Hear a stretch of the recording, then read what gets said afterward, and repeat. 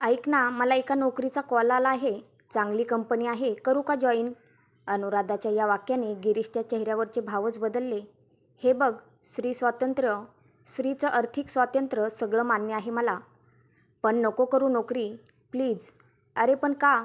नेमकं कारण काय? माझी आई आज आपल्यात नाही. तीही शिक्षिका होती, नोकरी करायची.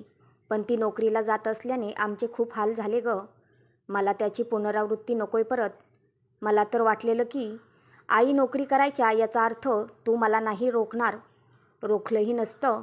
पण विचार कर, तू आणि मी रोज बाहेर यंत्रवत जीवन जगणार.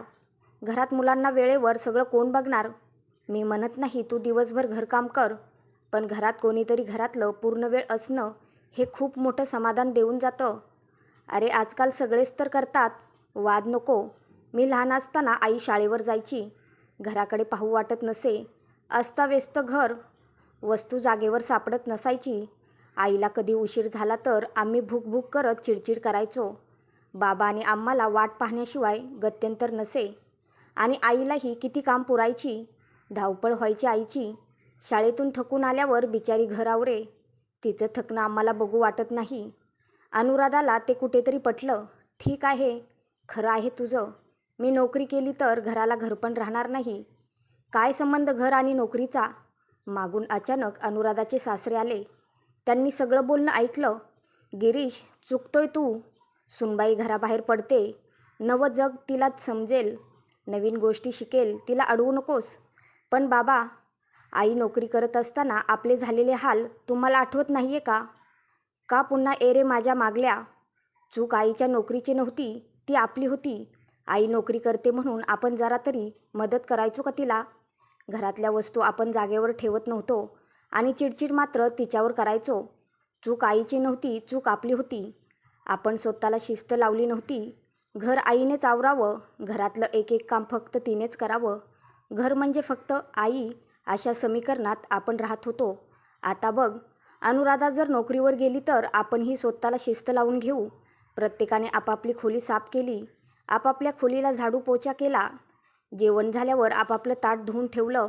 मशीनमधले आपापले कपडे दोरीवर टाकले. आपापल्या वस्तू जागेवर ठेवल्या तर किती छान.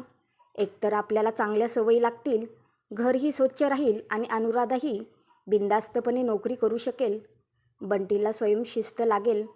4 पदार्थ आपण शिकून घेऊ, म्हणजे वेळ आली तर उपाशी राहणार नाही. पटतंय बाबा, पण नोकरी करणं इतकं आवश्यक आहे का? हो, आवश्यक आहे. तुझी आई नोकरी करत होती, जास्तीचे 4 पैसे हातात पडत होते. त्याच जीवावर तुझं इंजिनिअरिंग करता आलं. तुझ्या आईला बाहेर पडल्यामुळे जगातल्या 4 गोष्टी समजू लागल्या.